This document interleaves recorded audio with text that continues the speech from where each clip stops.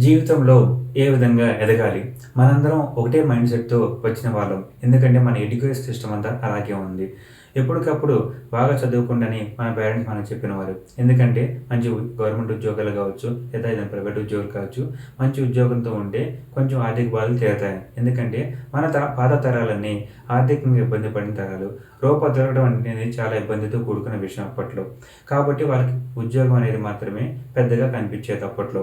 కాబట్టి ఆ విధంగా చెప్పారు. కానీ మనం కూడా ఆలోచించుకోవాల్సిన విషయం ఉంది. ఎందుకనగా తరం మారింది, కాలం మారింది. ఈ జనరేషన్ తగ్గట్టుగా ఏముంది? సో, మన స్టూడెంట్స్‌గా ఉన్నప్పుడు ఇప్పుడు మన స్టూడెంట్స్ పాస్ ఔట్ అయ్యి బయటకొచ్చిన తర్వాత వాళ్ళకి ఉద్యోగాలు చాలా తక్కువగా దొరుకుతున్నాయి. కాబట్టి వాళ్ళు సమాజంలో ఏవైతే సమస్యలున్నాయో వాటిని పరిష్కారం జేయటానికి వాళ్ళ ఆలోచన పెట్టినట్లయితే వాళ్ళ ఉద్యోగాలతో పని లేదు. ఒక సమస్య ఒక చిన్నదా? పెద్దదా? మరీ పెద్దదా? ఎలాంటి సమస్యను వాళ్ళు పరిష్కారం చేయగలుగుతారో అంత ఎక్కువ రీతిలో వాళ్ళకు లబ్ధి పొందే అవకాశం ఉంటుంది. అలాంటి వాళ్ళకి జాబ్‌తో కూడా పని లేదు. సో, ఇంకొకళ్ళు ఆల్రెడీ జాబ్ చేసేవాళ్ళనుకోండి.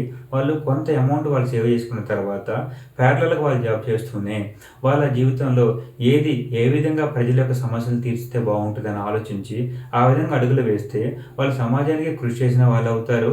రేపటి రోజున జాబ్ లేని సమస్య ఉన్నప్పటికి కూడాను ఈ సమాజ సేవ ద్వారా గూడా వాళ్ళకి కొంత ఆర్థికంగా లబ్ధి కలిగే అవకాశం ఉంటది. నేను దాన్ని సమాజ సేవని పూర్తిగా పిలవట్లేదు.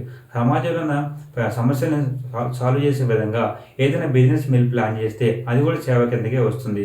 కావున ఉద్యోగాలు చేసేవారైనా సరే, స్టూడెంట్స్ అయిన వారు సరే, వాళ్ళు ఏ విధంగా సమాజంలో సమస్యను పరిష్కరించే విధంగా మీరు ఆలోచన అడుగులు వేస్తే మీరు జీవితంలో సులభంగా ఎదగొచ్చు.